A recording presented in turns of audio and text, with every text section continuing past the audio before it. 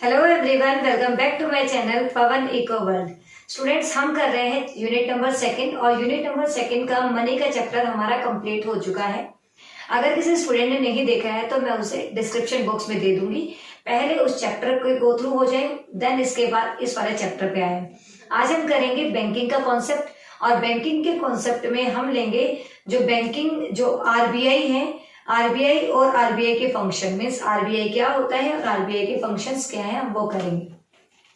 तो बेसिकली बेटा ये स्टोरी स्टार्ट होती है दो कंडीशंस में कि जो बैंक है वो कितने तरीकों से काम करता है। तो बेसिकली जो बैंक है वो दो तरीकों से काम करेगा। पहला, जो पब्लिक है उसका कमर्शियल बैंक तक, फिर दूसरा कमर्शियल बैंक का आरबीआई तक। ये क्या था मैम?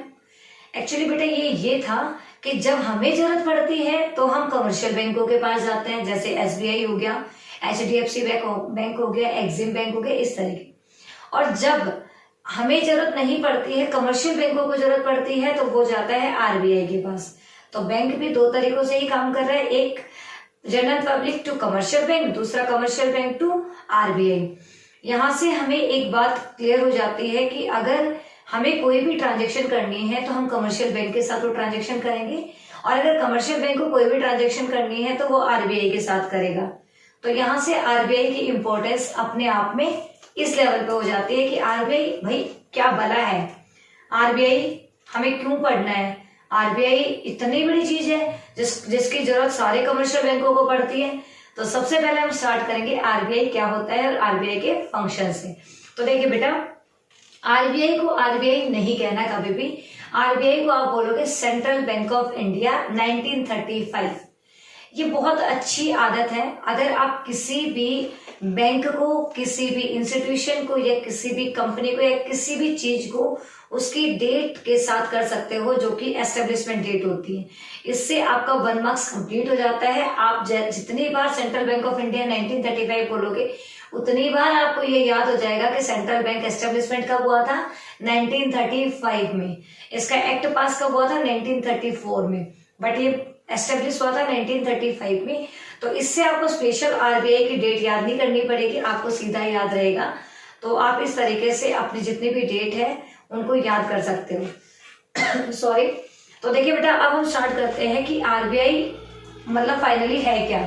तो देखिए, सेंट्रल बैंक, जिस तरीके से हमारा सेंट्रल बैंक आरबीआई है, उसी तरीके से यूके का बैंक ऑफ इंग्लैंड है, यूएसए का फेडरल रिजर्व बैंक है, सबके अलग अलग सेंट्रल बैंक होते हैं। सभी जितने भी इकोनॉमीज हैं उनके सबके अपने अपने सेंट्रल बैंक हैं, क्योंकि सभी इकोनॉमीज के अंदर कहीं ना कहीं कमर्शियल बैंक होते हैं।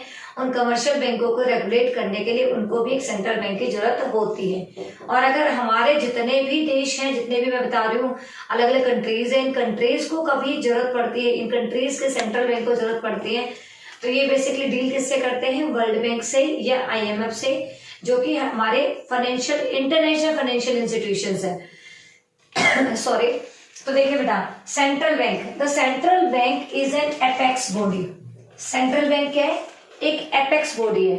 अब एपेक्स का मतलब होता है सुप्रीम पावर, सुप्रीम बॉडी, मतलब जिसके पास सबसे ज्यादा अथॉरिटीज है, पावर है, वो सेंट्रल बैंक एक एपेक्स बॉडी है दैट कंट्रोल्स, ऑपरेट्स, वो क्या करता है, कंट्रोल करता है, ऑपरेशंस करता है, मीन्स ऑपरेट करता है, रेगुलेट करता है, and directs the entire banking and monetary system of the country. उस कंट्री के जितने भी मॉनेटरी सिस्टम है, जो कि पैसे से रिगार्डिंग ट्रांजैक्शन है, या फिर जितनी भी जितनी भी बैंकिंग प्रॉब्लम्स है, बैंकिंग ट्रांजैक्शन है, उन सबको रेगुलेट, डायरेक्ट, ऑपरेट और उनको देखने का काम कौन करता है, आरबीआई। तो आरबीआई की डेफिनेशन आप उसके फंक्शन से भी ले सकते हैं कि आरबीआई क्या है। आरबीआई मतलब central bank is an apex body that controls, operates, regulates and direct the entire banking system और monetary system of the country. हम उसे क्या बोलेंगे, सेंट्रल बैंक बोलेंगे। सेंट्रल बैंक कब आया था, बेसिकली 1935 में, ये इसकी एस्टेब्लिशमेंट डेट है। मीन्स हम कहते हैं इसकी स्थापना कब हुई थी, 1935 में। तो बेटा जो इसका एक्ट था वो कब पास हुआ था, 1934 के अंदर इसका एक्ट जो है वो पास हुआ था। आपको कंफ्यूज करने के लिए एग्जामिनर ये दोनों डेट दे सकता है, बट आपको स्टिल याद रखना है, अगर एक्ट आ जाता है तो 1934, अगर एस्टेब्लिशमेंट डेट आ जाती है तो 1935। क्लियर है। अब हम चलते हैं functions of central bank. Central bank के फंक्शंस कौन कौन से हैं। भाई सेंट्रल बैंक काम कौन कौन से करता है, जब ये सभी चीजों को रेगुलेट कर रहा है तो इसके काम भी बहुत सारे होंगे। एग्जैक्टली इसके काम बेटा बहुत ज्यादा है। देखिए, ये एक तरीके से मैं कहूँ, हमारे घर में आपके फादर होते हैं, कईयों के घर में मम्मियां भी होती हैं जो कि सारे घर को चलाती हैं। तो जो फादर या मदर होते हैं जो सारे घर को चलाते हैं, हम उसे माता या पिता ही बोलते हैं, मतलब मम्मी या पापा ही बोलते हैं। उसी तरीके से पूरे बैंकिंग सिस्टम को चलाने वाला जो बाप है, जो फादर है, वो कौन है, आरबीआई। वो आरबीआई कौन कौन से काम जो है वो परफॉर्म करता है, आज हम वो करेंगे, क्योंकि घर में भी पेरेंट्स हमारे बहुत सारे काम जो है वो परफॉर्म करते हैं जिनकी वैल्यू कई सारे बच्चे नहीं करते हैं। तो आज से ये ध्यान रखें कि आपका जो घर का सबसे बड़ा है, लाइक आपके फादर एंड मदर, आपके दादा या दादी, उन्होंने आपके लिए बहुत कुछ किया है और आपको उनके लिए बहुत कुछ करना है। और बहुत कुछ करने से पहले सबसे पहले आपको उनकी रिस्पेक्ट करनी है, उनकी फीलिंग्स की रिस्पेक्ट करनी है। वो आपसे क्या उम्मीद रखते हैं ये मैटर नहीं करता, वो आप उनके लिए क्या करना चाहते हैं ये मैटर करता है। क्योंकि उम्मीदें तो पेरेंट्स बहुत ज्यादा लगा लेते हैं, हम उन पे खरे उतरे ना उतरे वो एक अलग बात है, बट आप उनके लिए कितना करने की कोशिश कर रहे हैं ये सबसे ज्यादा मैटर करता है। चलो, ये मैं थोड़ा मोरल एथिक्स में चलेगी थी, हम कॉन्सेप्ट पे आ जाते हैं, फिर कभी मोरल एथिक्स पे बात करेंगे। करेंसी अथॉरिटी मीन्स सबसे पहला जो सेंट्रल बैंक का काम है दैट इज करेंसी अथॉरिटी, जिसे हम बैंक इश्यू भी बोलते हैं। अब करेंसी अथॉरिटी का मतलब है, ये मान लेते हैं एक 2000 रुपीज का नोट है, ये 500 का नोट है, ये 5 रुपीज का सिक्का है और ये 1 रुपए का नोट है। तो बेटा इसमें जो करेंसी अथॉरिटी है या बैंक जो पैसे बनाता है आरबीआई, वो सारी अथॉरिटी किसके पास है, सेंट्रल बैंक के पास। बट छोड़कर किसकी, जितने भी कॉइन्स हैं या 1 रुपए का नोट है, इसे मिनिस्ट्री ऑफ फाइनेंस देखता है। मीन्स मिनिस्ट्री गवर्नमेंट जो है वो सारा काम आरबीआई को दे देती है, बट कुछ चीजें अपने पास भी रखती है। उसको भी है कि कुछ पावर तो मेरे पास भी होनी चाहिए। तो मिनिस्ट्री ऑफ फाइनेंस ने सारी अथॉरिटी दे दी आरबीआई को, अपने पास क्या रख लिया, जितने भी कॉइन्स है वो मिनिस्ट्री ऑफ फाइनेंस देखेगा और जितने भी 1 रुपए के नोट है वो कौन बनाएगा, मिनिस्ट्री ऑफ फाइनेंस बनाएगा। बाकी जितनी भी करेंसी है उसको इश्यू करने का सारा काम किसका होगा, आरबीआई का होगा। तो पहला फंक्शन क्या हो गया उसका, करेंसी अथॉरिटी और बैंक इशू। चलो भाई, पहला काम तो हो गया कि वो पैसे बनाने का मतलब पैसे को इश्यू करने का काम करता है। तो भाई इसका दूसरा काम क्या होगा, इसका दूसरा काम होगा बैंकर्स टू द गवर्नमेंट। आप देखिए बेटा, अगर गवर्नमेंट को पैसे की जरूरत है, मतलब जैसे कि अगर हमें पैसे की जरूरत है हम कमर्शियल बैंकों के पास जाते हैं, और कमर्शियल बैंकों को जरूरत होगी पैसे की तो आरबीआई के पास जाएंगे। तो इसी तरीके से अगर गवर्नमेंट को पैसे की जरूरत है तो आरबीआई करेगा। जितनी भी स्टेट गवर्नमेंट है, जितनी भी सेंट्रल गवर्नमेंट है, सभी को पैसा देने का काम कौन करता है, आरबीआई करता है। इसीलिए इसे बैंकर टू द गवर्नमेंट भी बोला जाता है, क्योंकि RBI on the behalf of government ही काम करता है। मीन्स आरबीआई कोई स्पेशल अलग से चीज थोड़ी है, गवर्नमेंट की ही चीज है, बट उसको काम दे रखा है कि आपके ये काम है। जैसे हम क्लास में रिस्पॉन्सिबिलिटीज बांट देते हैं, मॉनिटर अलग बना देते हैं, हेड गर्ल हेड बॉय अलग, इस तरीके से ही रिस्पॉन्सिबिलिटीज है। तो बैंकर्स टू द गवर्नमेंट एक अलग कॉन्सेप्ट है। नेक्स्ट इसका जो थर्ड फंक्शन है दैट इज, अब आ जाता है हमारे बैंकर्स, बैंक एंड सुपरवाइजर। सभी बैंकों को ये एक तरीके से सुपरवाइज करता है, सभी बैंकों को ये देखता है कि सारे बैंक ढंग से परफॉर्म कर रहे हैं कि नहीं कर रहे हैं, क्या सभी की जो भी क्रेडिट नीड्स हैं गांव की शहरों की क्या पूरी हो रही है, नहीं पूरी हो रही है। उन सभी चीजों को रेगुलेट करने का काम कौन करता है, बैंकर्स बैंक एंड सुपरवाइजर का रोल काम करता है सेंट्रल बैंक। अब इसी काम के अंदर 3 फंक्शन और आ जाते हैं। Means bankers, bank and supervisor के अंदर ही 3 फंक्शन है। कस्टोडियन ऑफ द कैश, जितना भी कमर्शियल बैंकों का कैश है उसको रखने का काम कौन करता है, कैश को आरबीआई करता है। Lender to the last resort, अगर किसी भी कमर्शियल बैंक को पैसे की जरूरत है तो आरबीआई उसे देगा। क्लियरिंग हाउस फंक्शन, अगर किसी भी कमर्शियल बैंक के कोई भी क्लेम है तो उनको सेटल डाउन करने का काम भी कौन करेगा, आरबीआई करेगा।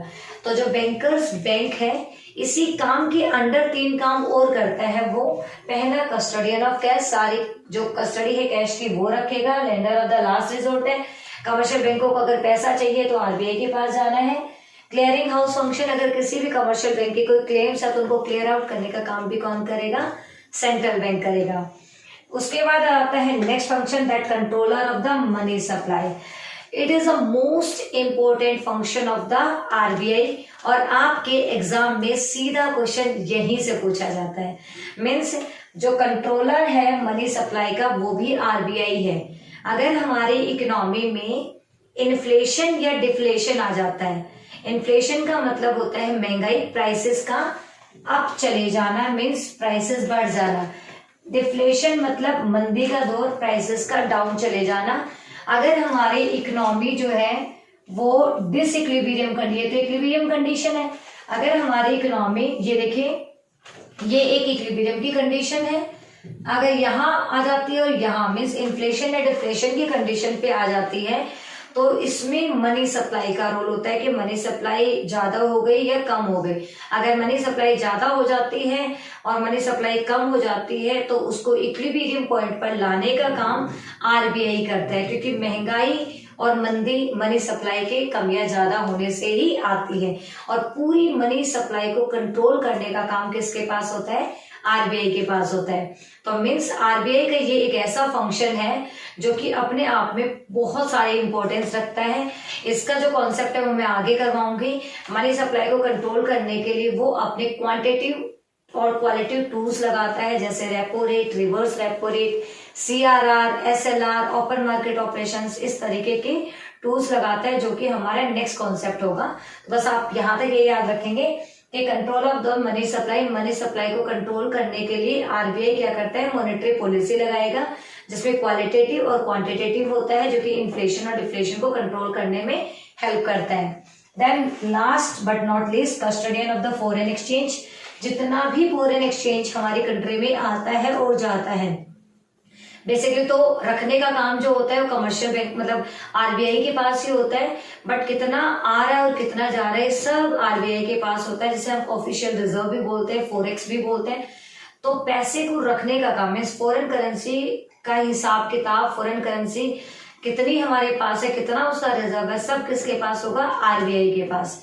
तो आरबीआई अपने आप में करेंसी अथॉरिटी का काम करता है, बैंकर्स टू द गवर्नमेंट का काम करता है, बैंकर्स बैंक एंड सुपरविजन का काम करता है, custodian of cash, lender of the last resort, clearing house function, ये बैंकर्स बैंक और सुपरविजन के ही काम है, controller of the money supply और custodian of the money supply, ये सारे काम आरबीआई के हैं। इस कॉन्सेप्ट को अगर मैं कहूं तो ये इंपॉर्टेंट कॉन्सेप्ट है। मीन्स इस चैप्टर के पॉइंट ऑफ व्यू से हम बात करें तो ये आरबीआई और आरबीआई के फंक्शन इंपॉर्टेंट बनते हैं, और साथ में आरबीआई के एक फंक्शन जो कि कंट्रोलर ऑफ मनी सप्लाई है, ये तो अपने आप में बहुत ज्यादा वेटेज रखता है। मीन्स ऑलमोस्ट क्वेश्चन हर बार एग्जामिनर यहाँ से पूछता है। तो ये जो कॉन्सेप्ट है कंट्रोलर ऑफ मनी सप्लाई, ये हम नेक्स्ट लेक्चर में करेंगे। सो कोई भी मिस ना करे उस लेक्चर को। मिलते हैं नेक्स्ट इंटरेस्टिंग जो कॉन्सेप्ट है उसमें। तब तक के लिए टेक केयर, बाय बाय।